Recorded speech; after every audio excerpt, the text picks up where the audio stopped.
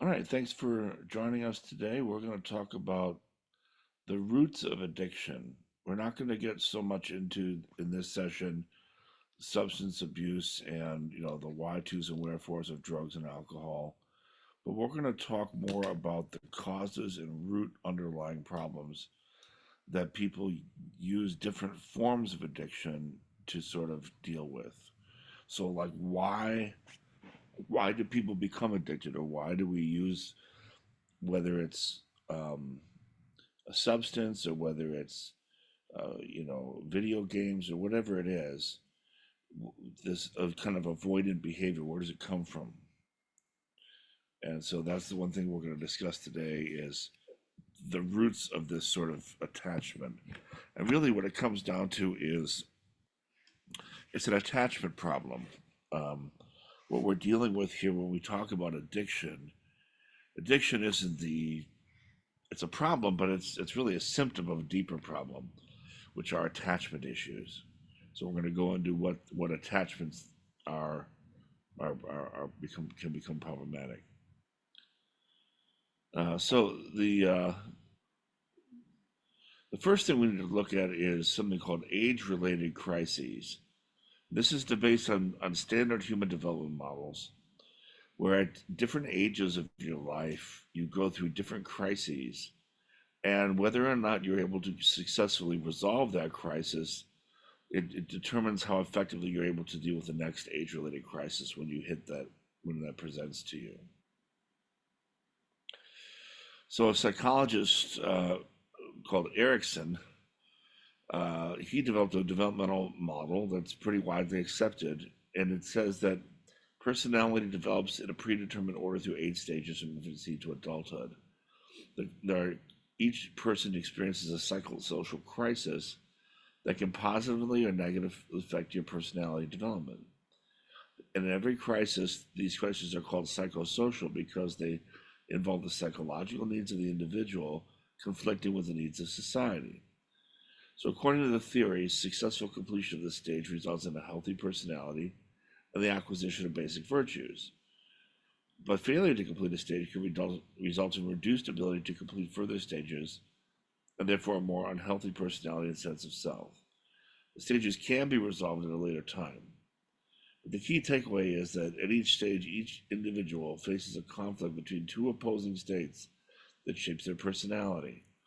Successfully resolving the conflicts leads to virtue like hope, will, purpose, and integrity. Failure of the stage leads to things like outcomes like mistrust, guilt, role confusion, and despair. And this is a sort of a grid that explains, what each of these are. We're going to focus on, since there are no young children in our group, we're going to talk about adolescence to middle age, because that's really the folks that we have here in our group. So from age 12 to 18, the crisis is identity versus role confusion. The main question is, who am I and what is my part in all this world? And so this identity crisis is a critical part of development where the adolescent or youth develops a sense of their self. Identity crisis involves the integration of physical self, personality, potential roles, occupations, and the success in this leads to fidelity, which is the ability to commit to others while accepting their differences. But failure leads to a role confusion or a weak sense of self.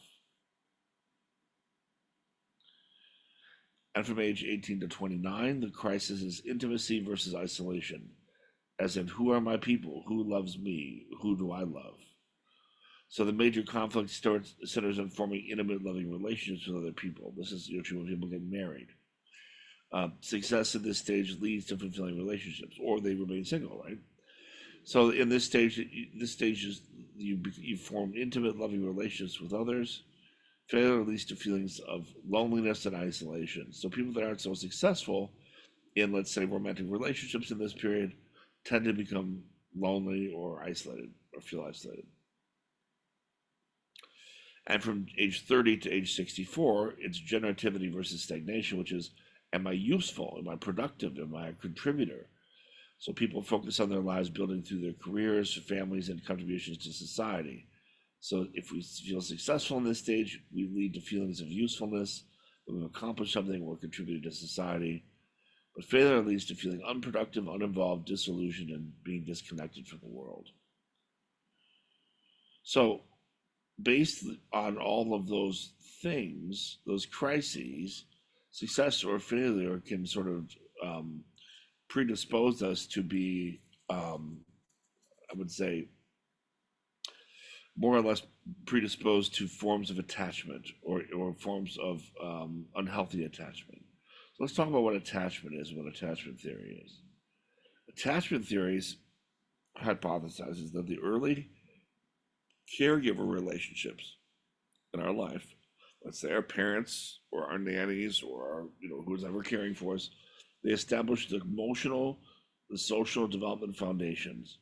But change remains possible across the lifespan due to interpersonal relationships during childhood, adolescence, and adulthood. So our proclivities are developed in infancy and they are expressed throughout adulthood. So attachment can be defined as a deep and enduring emotional bond between two people in which each seeks closeness and feels more secure when in the presence of the attachment figure. The initial, most crucial bond is between infants and their primary caregivers. In fact, if there are studies that show if the infant is completely neglected, it'll die. Meaning, if it's not touched, held, or only given food. Distinct behaviors characterize attachment in children and adults, such as seeking closeness with the attachment figure when distressed or even threatened. And then there's a behavioral system that has to do with attachment. And that has to do with the tendency of the individual to seek security during times of stress, which can be internal or from external features. But this is Bowlby's work. So the more extreme the stress, the more intense the attachment. Now imagine if the person they're attached to is unhealthy and there's a lot of stress, that could create a real petri dish for problems, right? So the attachment system is most readily activated during the first 5 years of life, characterized by high levels of vulnerability and dependence.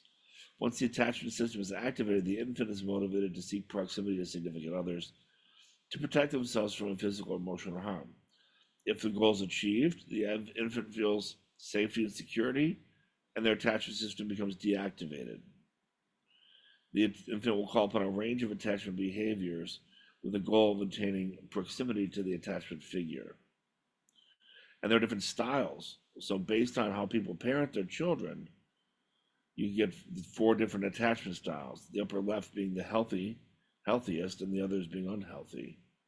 So secure means the child has low avoidance to the parent and low anxiety of approaching them, or has a low anxiety model of the self. But if they have a negative self view and they have high anxiety, that's going to produce anxiety. Or if they're highly avoidant and high anxious, it's going to be fearful. Low anxiety and high avoidance is I'm fine here, but don't come near me. That's the avoidant behavior. So there are 4 sorts of attachments that result from the different parenting styles based on a complex number of variables like personality and stressors and all sorts of things. But the idea is that humans are born with a need to form attachments with others. And the quality of the child's early attachment can have long-term effects on the social emotional development. So the secure attachment helps our brain develop pathways for high-level thinking, such as decision-making and reasoning. But neglectful and abusive behaviors can be transmitted even across generations, creating all sorts of attachment problems. So let's look at some of the unhealthy personal attachments. One is called anxious reliance. When and start as you see these, start to try to take an inventory of your own life. If you're listening to this if we're done recording, and just use this as an inventory basis, and you don't need to necessarily share anything, but just make a mental note if this sounds like something you've dealt with or you're dealing with. Anxious reliance was people becoming overly reliant on others for emotional support. That makes it difficult to develop their own resilience and self-empowerment. Then you have avoidance, which is difficulty in forming and maintaining deep romantic relationships. They might find emotional intimacy difficult and tend to be very independent. Codependency is a lack of boundaries leading to a lack of identity, self-worth, or values. This is usually with an abuser. This can lead to stress, relationship issues, and mental distress. The relentless desire for approval can create the unhealthy relationship, leading to the codependency, resentment, and other issues. Difficulty maintaining relationships. Some people with insecure attachments may have difficulty maintaining. They might be aloof, avoid intimacy. These are people that date serially, that never sort of committed. They flip jobs a lot. They have varying interests that really rapidly change. That kind of stuff. They may change their hair color 20 different times, like those kinds of things. Or be fearful of losing the relationship or abandonment. Um, but a lot of times they want attention. Uh, and then jealousy of the healthy relationships of others, right? So that could be a lot of time worrying about what a partner is doing, also, and it could lead to some abandonment issues. So these are some kind of some unhealthy personal attachments. And what are the consequences of? Is that one in this kind of relationship, one person typically looks to the other for emotional support without offering much in return. So the partner who consistently provides support without getting what they need feels drained or unsupported. So it's using your relationship.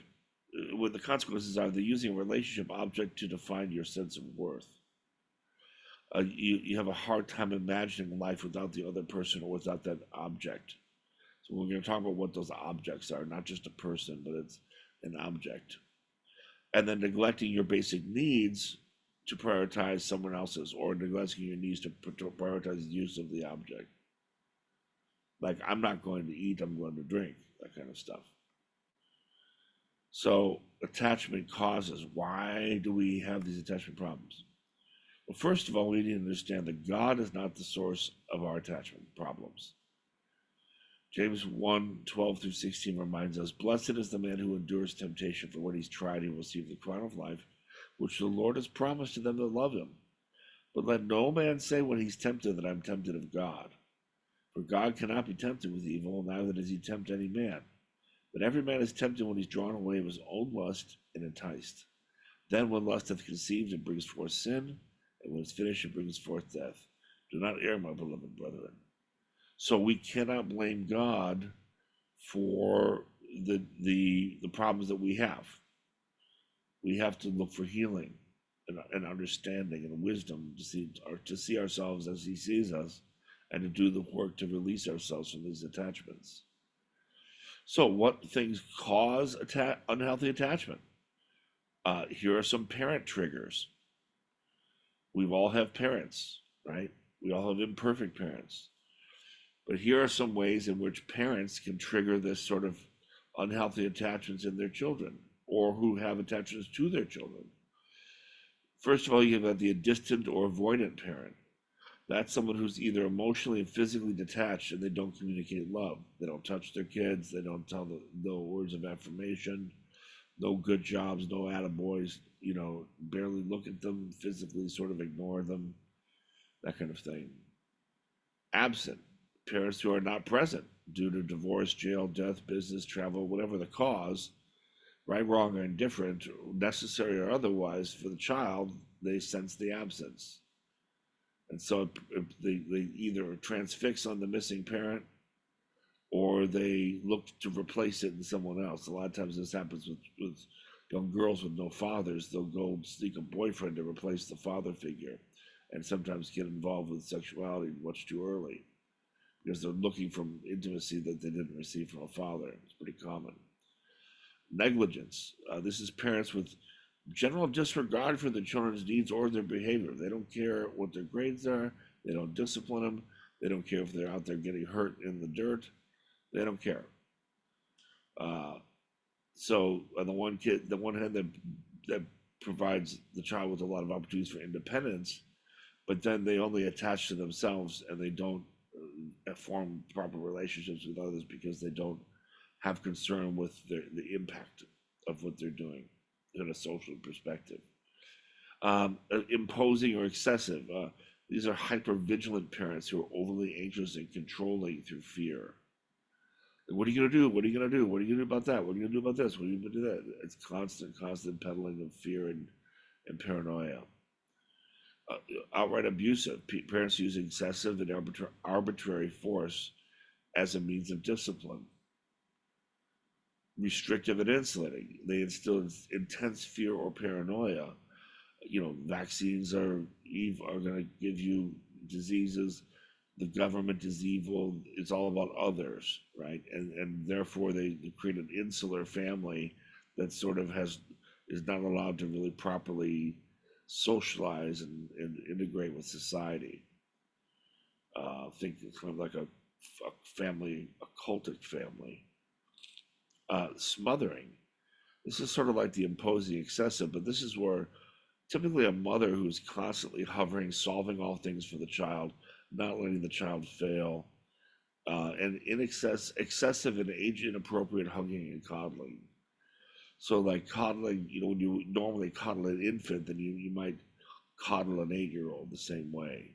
Or I've seen women who actually will be even breastfeeding their children when they're 5 and 6 years old and have teeth in their mouth and they're standing and walking and verbal. That would be an example of smothering. Um, and then spousal replacement is how people don't really want to talk about, but it's when one parent swaps the love of a spouse for the sake of the closeness with the child past their infancy. So it sort of emasculates or sort of makes a cuckold of their spouse uh, for the sake of the child who's getting all of the love and attention and infancy in the relationship. And so that creates an unhealthy attachment between the child and the parent. And then there are producers of unhealthy attachment that have nothing to do with parents necessarily, but have to do with just experiences. So just general abandonment, like if you've like neglect, absence, lack of care, comfort or concern, emotional, physical, or both, that can come from lots of different sources, including parents, but it could be friends, it could be other things. That's a real crisis for people. Death of a close family member, friend, pet, or loved one, or in some case, a hero. Violence or aggression, witnessing or being the victim of extreme anger and physical violence. Catastrophe, car accidents, house fires, war injuries, natural disaster, acts of violence, things like school shootings or accidents when a kid maybe gets hit by a car, or something like that. Just a catastrophe that sends the child into trauma. Sexual abuse, when a trusted person commits sexually unwanted acts against a child. Overexposure, and that's when age inappropriate exposure to adult concepts or visuals or language or scenarios, submit even pornography at very young ages is traumatic, produces trauma in a child. Um, Tragedy or illness, when children have and young people have to face with the realities of cancers, mortality, accidents, medical problems, paralysis, injuries, suicides. These are all traumatic trigger events. Also, bullying, social rejection, forced inferiority, physical mistreatment, name calling, reputation harm. These are all things that can produce attachment problems. And so, what are the problems that can come out of it? Fear of abandonment, trust issues, emotional withdrawal, difficulty forming relationships, impulsive or controlling behavior, especially impulsive behavior. It's a system of quick self reward. That's really a good time we're going to talk about. Poor anger management, inability to recognize boundaries, and also awkwardness in social situations. So there are targets of attachments that are not necessarily always to do with people. So it's not just a parent, but when we basically see that an attachment with a parent or a friend or someone we trust has been broken or is unhealthy, we seek to sometimes replace that deficit with an attachment to something else that sort of shores up that need. And that could come in the range of things like food attachments.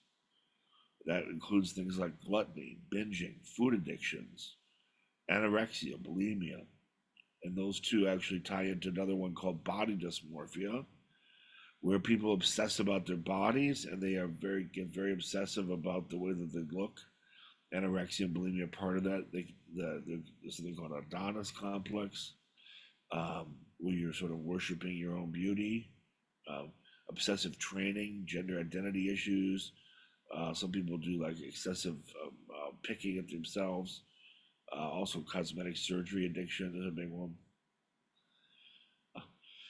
The attachment can form attachment to substances, alcoholism, drug addiction, drug abuse, intoxication, pornography, which is a visual sexual stimulation, sex addiction, and then leading to excessive habitual masturbation and sexual deviance. And that's when you get into things like sadism, masochism, fetishes, and obsessions, where normal, healthy sexuality cannot be expressed or achieved without some sort of fetishism or power dynamic. That basically can that's usually found in response to people who are victims of sexual abuse, where they feel powerlessness in their sexuality, and then they'll seek to either replicate that powerlessness for themselves as a means of control or exert it on others to sort of exorcise it. But it still comes from that unhealing, the lack of healing in that area. Video games and gambling gives a sense of false accomplishment, competition, false avoidance, and then this idea of chasing the win. Fantasy media, that's escapism, avoidance, alternate realities, and adopting a persona. Sometimes people want to avoid accountability, responsibility, or reconciliation of their problems. They'll pretend they're a bear or a little kitty cat or something like that, and they'll sort of use that to deflect from the fact that they actually have problems attaching in normal ways. Then also hero worship, where you objectify, idealize, or perfectionalize some sort of other person or hero, whether it's fictitious or real, and you sort of everything that you base yourself upon or is sort of on that hero. So when the attachment's on a person and when the personal relationships have not resulted in healthy attachments, and the individual has exhausted themselves of unhealthy personal attachments due to unmet desire, need, and general unfulfillment, they often transfer that attachment to a non-personal subject, such as a substance, a fantasy, a pastime, which provide these factors. So these are the reasons why people get addicted. One, instant stimulation. Whatever it is makes you feel good, whether it's food, whether it's masturbation, whether it's having a cigar, drinking a drink, whatever it is. There's initial feel good aspect to it. Positive reinforcement. The substance or behavior doesn't correct you like a person, and it's consistent in its offering. Meeting an emotional need. Loneliness, acceptance, accomplishments, lack of accomplishment, weakness, inhibition. Those things are all reduced by, for example, drinking is a really good way. Your inhibitions are reduced. You might get more social interaction with that, with social acceptance with drinking, things like that. The partying lifestyle. So it might mean a physiological desire, as in hunger, thirst, sexual fulfillment, or uplifting your depression or depressing your anxiety. There might be a short-term therapeutic benefit, mind alteration, forgetting, dulling, transcending. No immediate bad consequence. It might have some type of high, but there's a downplay usually of the long-term harms and risks.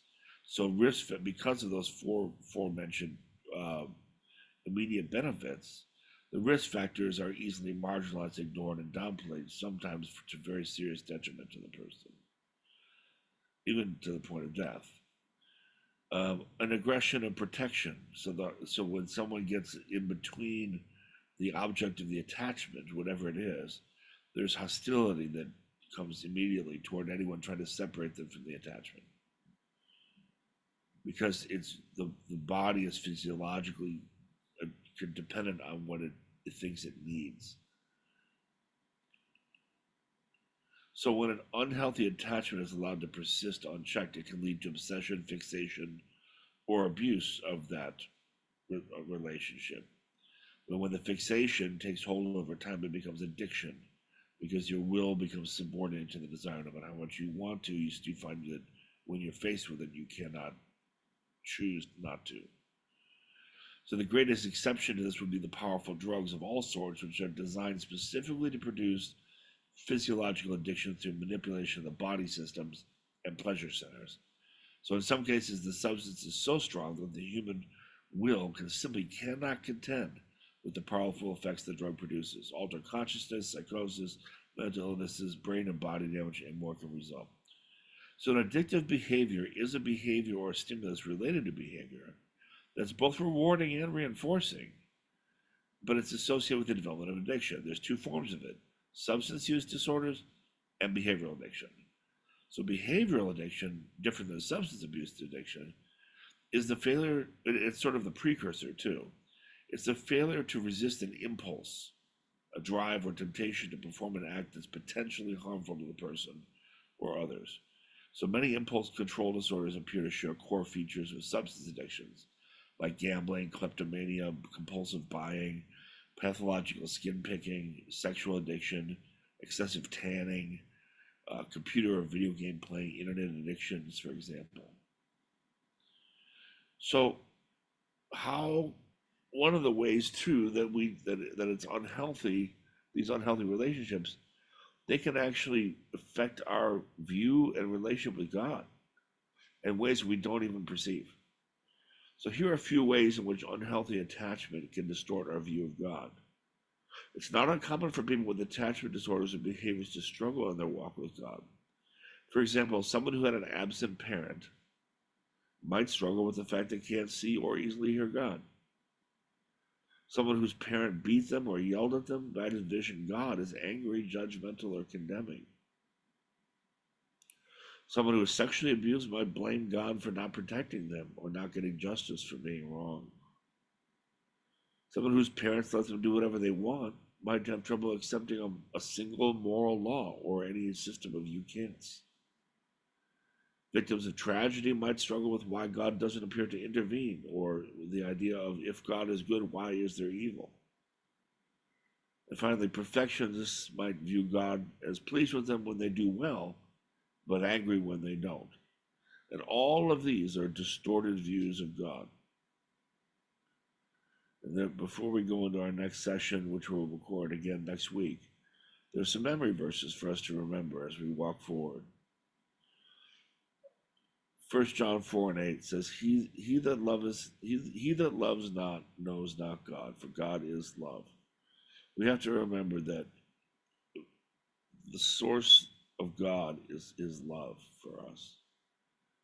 And a healthy attachment begins with understanding that God is love. Now, we have parents that screw up and do terrible things, and even if they try their best, they screw up. But Jesus deals with that in Matthew 7:11. He says, if you being evil know how to give good gifts to your children, how much more shall your Father who's in heaven give good things to those that ask him? So he is a perfect parent. He is a perfect father. And if our heavenly parents aren't what we expected them to be, we can rely on the fact that our heavenly Father is. Okay? And that the strength to overcome the lust and temptation that exists in this world is the key to that is hidden in Philippians 4:13, which is, I can do all things through Christ which strengthens me. So Christ gives us the strength to overcome. And remember that God so loved the world that he gave his only begotten Son, that whosoever believes in him should not perish, but have everlasting life. So God's ultimate aim is not to condemn or destroy you. It's to love you and to restore a relationship with you out of love. And also that we would live a life free of unhealthy attachments, or what's called bondage. It's another word for bondage. John 8:36 says, "If the Son therefore shall make you free, you shall be free indeed." So that concludes the session for today. It's a very quick one. And the next one, we're going to talk about identifying our attachments, ways we can take personal inventory in our own life and figure out what things are we attached to. Maybe we listed off some of those, and maybe some of those rang a bell to you when you were hearing it. And the thing is to start writing down those areas and start really addressing them and saying, "Oh, okay, maybe this is an area that I need to investigate in my own heart, or maybe I didn't understand that my desire for alcohol and escapism, for example, was rooted in depression or anxiety because I have this hang up from how I was parented or some trauma that I was going through." So the idea is to sort of let's do the tracing work back from where your behavior and going back through and figuring out, okay, where is this coming from? Why do I feel powerless to do it? Why is it that when I say I'm not going to do this anymore that I keep doing it? If there was no immediate benefit, we wouldn't keep doing the things that are harming us. But yet, Paul did express some of this. And we're going to talk about that, about why do we do the things that we do, even though we know we're not supposed to do them or they're not good for us. But to begin with, that we have to identify with the attachment, and that is going after what Paul talks about is the thorn in the flesh. So we're going to talk about what our thorn in the flesh is. So that's it.